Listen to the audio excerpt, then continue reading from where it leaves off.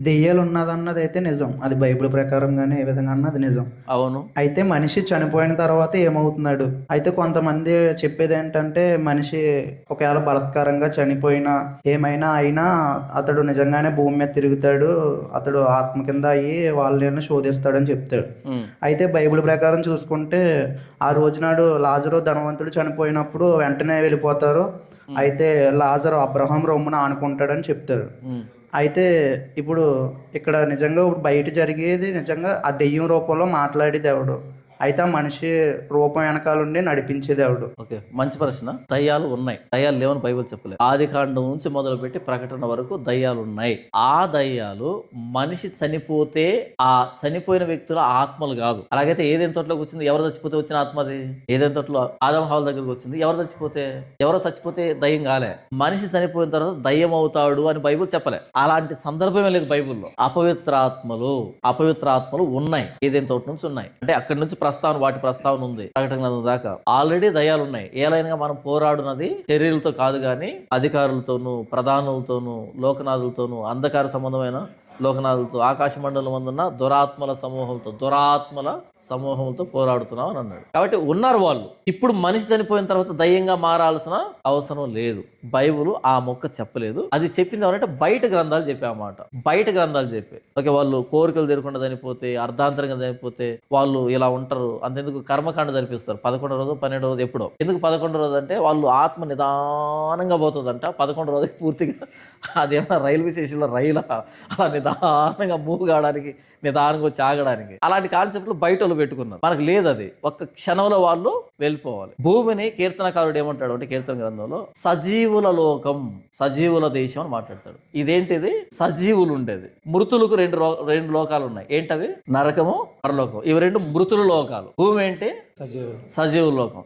సజీవుల లోకం అన్నప్పుడు ఇక్కడ మృతులు ఉంటారా? ఉంటారు. వాళ్ళకి ఏమైనా ఉంటుంది? మృతులు ఎక్కడ ఉంటారు? ఉంటే పరలోకంలో అయినా ఉండాలి, లేకపోతే నరకంలో అయినా ఉండాలి. అక్కడ బ్రతికున్న వాళ్ళు ఉండరు, చచ్చిపోయిన వాళ్ళు ఉంటారు. ఇక్కడ చచ్చిపోయిన వాళ్ళు ఉండరు, బ్రతికున్న వాళ్ళు ఉంటారు. అయినా చనిపోయాడు అంటేనే లేడని. వాడు చనిపోయి ఎక్కడ ఉంటే ఇక చనిపోవడం దేనికి? ఇప్పుడు నేను చనిపోయిన తర్వాత దయ్యం అయ్యాను అనుకో. దయ్యం అవ్వడం ఎందుకు? ఆల్రెడీ నేను బాడీ ఉంది కదా, ఇక్కడే ఉంటే పోలేదా? నేను చనిపోవడం ఎందుకు? ఇక్కడే ఉంటే సరిపోతుంది కదా. నేను ఇక్కడే ఉంటే, నేను ఇక్కడ లేను, అయిపోయిన శ్వాస ఆగిందంటే వాడు లేడు ఇక్కడ. ఇది సజీవుల లోకం. సజీవులే, మృతులు ఉంటారు ఇక్కడ. అందుకని పాతి పెట్టేస్తాం. మృతుల లోకాలు ఉన్నాయి. పరలోకం ఉంది, నరకం ఉంది. అక్కడ వెళ్ళిపోతారు. బలవంతంగా చచ్చిపోతారు, లేకపోతే సూసైడ్ చేసుకుంటారు, కోరికలు తీరకుండా. అంటే ఎవరి కోరికలు తీరవు. ఇంకా ఎక్కువ మాట్లాడితే ఎంత ఆయుష్ పెరుగుతుందో అన్ని కోరికలు కూడగట్టుకోవడం తప్ప ఏది తీరదు. మీకేమన్నా తీరదా కోరికలు? చెప్పండి. ఏ కోరికలు తీరవు. ప్రతి రోజు కొత్త వస్తూ ఉంటాయి తప్ప ఏది తీరదు. అలాగైతే అందరూ దయాలం కావాలి. అసలు ఇలాంటి దయాలు ఉంటాయి బైబిల్ చెప్పలేదు. అయితే అలా వెనకాల ఉండి అలాగా అంటే ఒకరు చనిపోయినప్పుడు కొంతమంది వెళ్ళినప్పుడు వాళ్ళ వెనకాల ఉండి అంటే ఇప్పుడు వాళ్ళ తాతగారు చనిపోతే ఇప్పుడు అతను నేను అక్కడ ఉండి ఇంక నగదు దాచాను అంటే వాళ్ళు నిజంగా ఒకవేళ అక్కడికి వెళ్ళి చూసినప్పుడు అది నిజంగా ఉందంటే దానికి వెనకాల ఉంది మాట్లాడిచ్చింది ఎవరు? అర్థమైంది. ఇప్పుడు దయ్యం పట్టిందని చెప్తారు, ఆ చనిపోయిన వ్యక్తి పేరు చెప్తారు, వాళ్ళ తాలూకు లక్షణాలు చెప్తారు, వాళ్ళ తాలూకు ఆనవాళ్ళు చెప్తారు. అలా మనం వింటూ ఉంటాం. ఎవరంటే పలానా వ్యక్తి అని చెప్తారు, దీనికి చెప్తారు కదా. అపవాది తంత్రములు అని రాయబడింది బైబుల్లో. అపవాది తంత్రములు అని రాయబడింది. అపవాదికి ఏం కావాలంటే మనల్ని భయపెట్టడం కావాలి. వన్స్ మనం భయపడ్డాం అనుకో, మనం భక్తి సాగించాం, మూఢభక్తిలోకి వెళ్ళిపోతాం. భక్తి పోయి మూఢభక్తిలోకి వెళ్ళిపోతాం. అపవాదికి మనల్ని భయపెట్టడం ఇష్టం. భయపెడితేనే దేవుని వదిలిపెడతాం. కాబట్టి మనిషి మరణించి మనకు పట్టాడన్నప్పుడు దానికి ఉండేటువంటి సొల్యూషన్ ఏంటంటే బైబిల్లో లేదు, దానికి బయట ఉంది, మంత్రగాల దగ్గర ఉంది. ఇప్పుడు మా అత్తగారు పట్టారు, నాన్నగారు పట్టారు వచ్చారనుకో, వాళ్ళకి బైబిల్లో సొల్యూషన్ లేదు. అలాంటి దయ బైబిల్లో లేవు.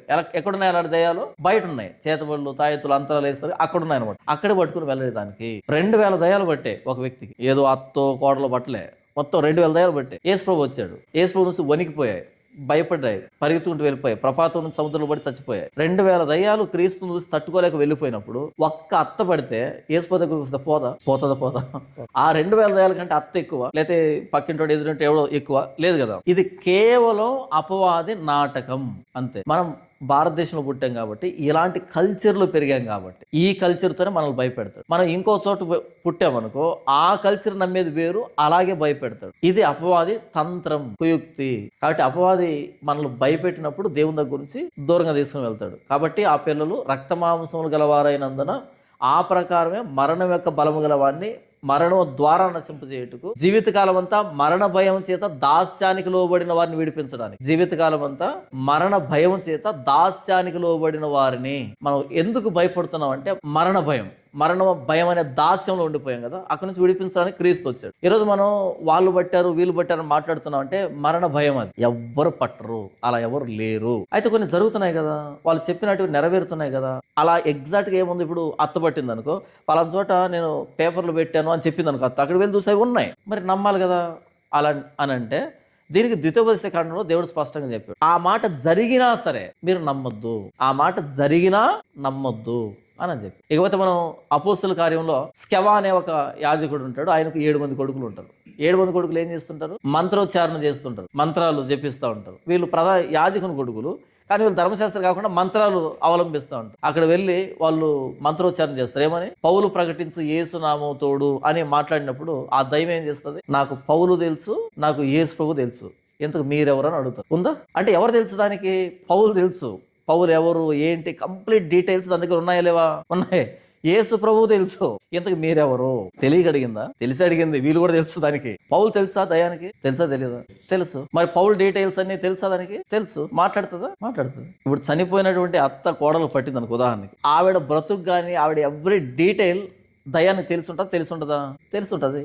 చెప్పడం పెద్ద విశేషమా. వీరు సర్వోన్నతుని మార్గాన్ని, రక్షణ మార్గాన్ని ప్రకటిస్తున్నారని కేకలు వేసింది పూతోను అనే దయ్యం పట్టిన చిన్నది. వాళ్ళు సర్వోన్నతుని దేవుని మార్గాన్ని ప్రచురం చేస్తున్నారని ఈ పాపకి ఎవరు చెప్పారు, తనలో ఉన్న దయ్యం చెప్పింది. అంటే అది ఆ దయ్యానికి తెలుసా, దయ్యానికి మన డీటెయిల్స్ తెలుసు. తెలిసిన విషయాన్ని దయ్యం చెప్పిస్తుంది కదా, అంతే. దయ్యం అంటే తెలివి తక్కువడం కాదు, ప్రతి డీటెయిల్ తెలుసు. అప్పతో దేవుడు అన్నాడు, ఎక్కడి నుంచి వచ్చావు, నేను భూమి మీద ఇటు తిరుగుతూ వచ్చాను. అయితే ఊజు దేశంలో నా సేవకుడైన యోబుని గురించి అప్పుడేమంది, యోబా ఎక్కడా అని అందా, ఏమంది, తెలుసులే, యోబు ఊరకనే నీ యందు భక్తి కలిగి ఉన్నాడా. ఊరకే భక్తి చేస్తున్నాడు అనుకున్నావా, మరి ఎలా చేస్తున్నాడు, నీవు అతనికి అతని ఇంటి వారికి అతని ఆస్తికి కంచె వేసావు కదా, అంటే తెలుసు అనమాట, ఆయన ప్రొటెక్షన్ అంతా తెలుసు అనమాట. కాబట్టి భూమి మీద ఎవరి డీటెయిల్ అయినా చెప్తాడు, అతని డీటెయిలే కాదు ఇంకెవరి డీటెయిల్ అయినా చెప్తాడు. భూమి మీద అటు ఇటు అంటే అది ఊజు దేశం కానీ ఇంకో దేశంగా ప్రతి దేశానికి సంబంధించిన డీటెయిల్ అంతా ఎవరి దగ్గర ఉంటుంది, వాడి దగ్గర చాలా సేఫ్ గా ఉంటుంది. ప్రతి తెలుసాడు, దేవునితో మాట్లాడు, నాకు తెలుసు. మరి ఎందుకు ఆ వ్యక్తిని నువ్వు ఇబ్బంది పెట్టలేకపోయావు, కంచె వేసావు కదా, అది కూడా తెలుసు దానికి. మళ్ళీ అడిగింది, ఆ కంచె తీసేస్తే నేను నిరూపిస్తాను. కాబట్టి అపవాది ఎవరిని ఎలా మోసగించాలో వారిని అలాగే మోసగిస్తుంది. చాలా మంది చదువుకున్నప్పుడు ఏం చేస్తాం, మన కల్చర్ని ఫాలో అవుతాం. మన కల్చర్లో దయ్యం అంటే ఏదో దాన్నే ఫాలో అవుతాం. కాబట్టి మనతో అలాగే మాట్లాడాలి. నేను చూశానండి, నా కళ్ళారా చూశానండి, చెప్పిందండి, ఎక్కడ డాక్యుమెంట్స్ ఉన్నాయని చెప్పిందో అక్కడే ఉన్నాయండి. మా అత్త కాకపోతే ఇంకెవరు, వాళ్ళత్త చెప్పింది. ఎవరది, అపవాది. అంతే. థ్యాంక్స్ అన్న, thanks for response. Thank you.